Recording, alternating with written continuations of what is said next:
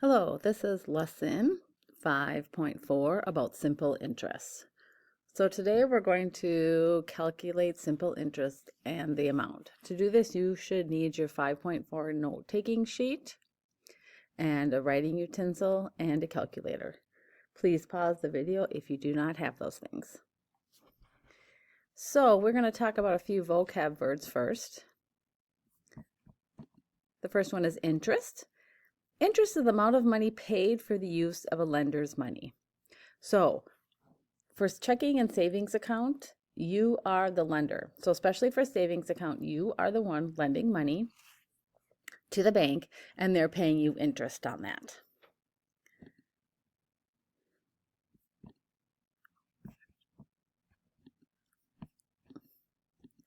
Okay, simple interest is interest paid only on the original principal, so only one time.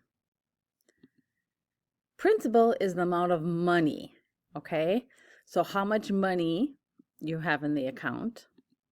And the annual interest rate is the percent of the principal earned as interest in 1 year. So to compute interest, we're going to use this formula. Interest equals principal times rate times time, okay? Or I equals PRT. So remember, when letters don't have anything next to them, it's used multiplication. Note that this formula expresses the rate as a percent and the time in years or a fraction of the year. If the interest is computed and then deposited into account, you have a new quantity called the amount. So the amount is their principal plus how much interest you've earned. And then there's your new amount in your account. So this is not written on your note-taking sheet. So you need to write this down on your notes.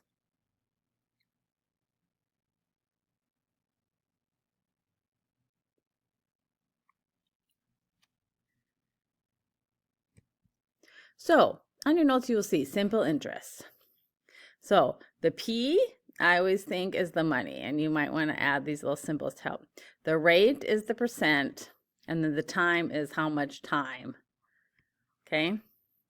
So to find simple interest, you're taking the principal, the amount of the money, times the rate, the decimal, and so it's either use the percent key or write it in decimal form, and T is the time.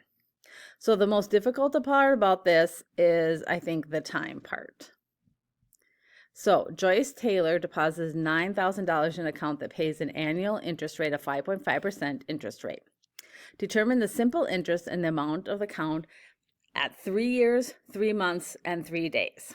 Okay, so I believe you're going to have this one as an example on your notes.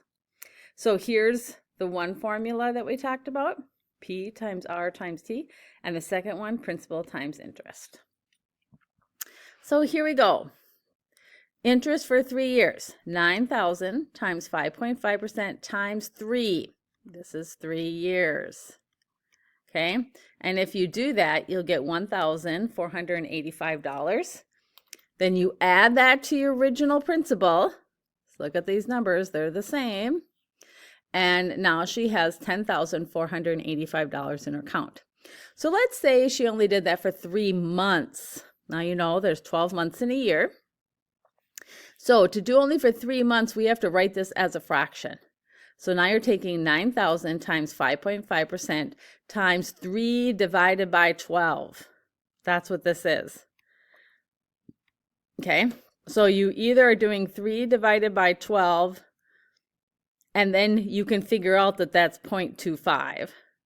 So it's 9,000 times 1.055. Here they have it written as a decimal times this.